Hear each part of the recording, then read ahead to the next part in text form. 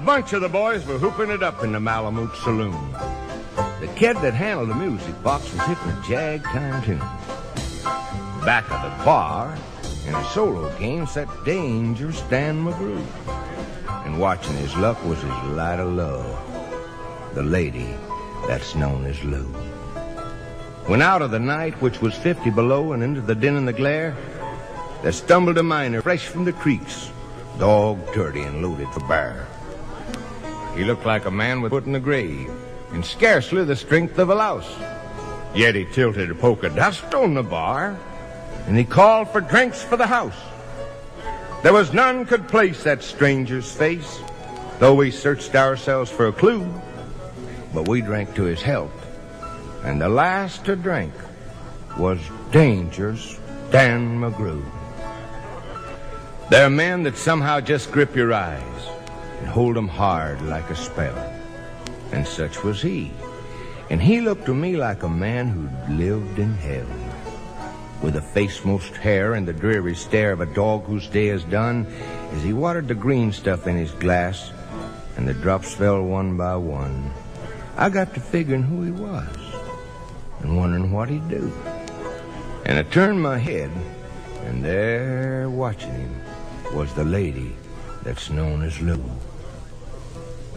His eyes went rubbing round the room, and he seemed in a kind of a daze, till at last that old piano fell in the way of his wondering gaze. The ragtime kid was having a drink. There was no one else on the stool, so the stranger stumbled across the room and flopped down there like a fool. In a buckskin shirt that was glazed with dirt, he sat and I saw him sway. Then he clutched the keys with his taloned hands. Oh, how that man could play. Were you ever out in the great alone when the moon was awful clear, and the icy mountains hemmed you in with a silence you could most hear, with only the howl of a timber wolf as you camped out there in the cold? A half-dead thing in a stark dead world, clean mad for the muck called gold, while high overhead, green, yellow, and red, the north lights swept in bars? Then you've a hunch what the music meant. Hunger, and night, and stars, and hunger.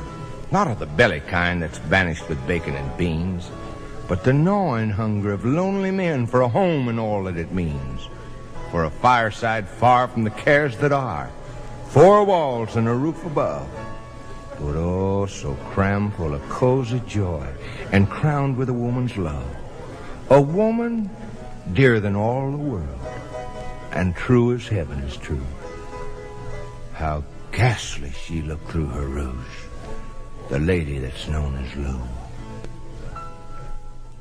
Then on a sudden the music changed, so soft that you scarce could hear, but you felt that your life had been looted clean of all that it once held dear, that someone had stolen the woman you loved, that her love was a devil's lie, that your nerve was gone and the best for you was to crawl away and die, was the crowning cry of a heart's despair, and it thrilled you through and through. I guess I'll make it a spread misery, said Dangerous Dan McGrew. The music almost died away. Then it burst like a pent-up flood, and it seemed to say, repay, repay, and my eyes went blind with blood. The thought came back of an ancient wrong, and it stung like a frozen lash, and the lust awoke to kill, to kill. And then the music stopped with a crash. And the stranger turned, and his eyes, they burned in a most peculiar way. In a buckskin shirt that was glazed with dirt, he sat and I saw him sway. Then his lips went into kind of a grin, and when he spoke, his voice was calm. And, boys, says he, you don't know me. None of you give a darn.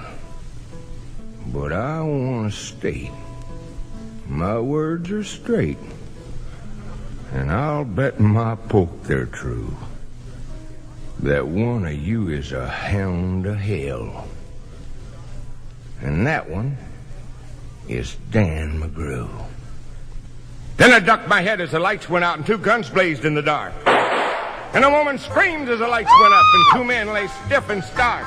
Pitched on his head and pumped full of lead was dangerous Dan McGrew, while the man from the creeks lay clutched to the breast of the lady that's known as Lou.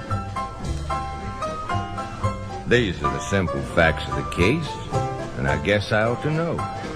They say that stranger was crazed with hooch, and I'm not denying it so. I'm not so wise as the lawyer guys, but strictly between us two, the woman that kissed him and pinched his poke was the lady that's known as Lou.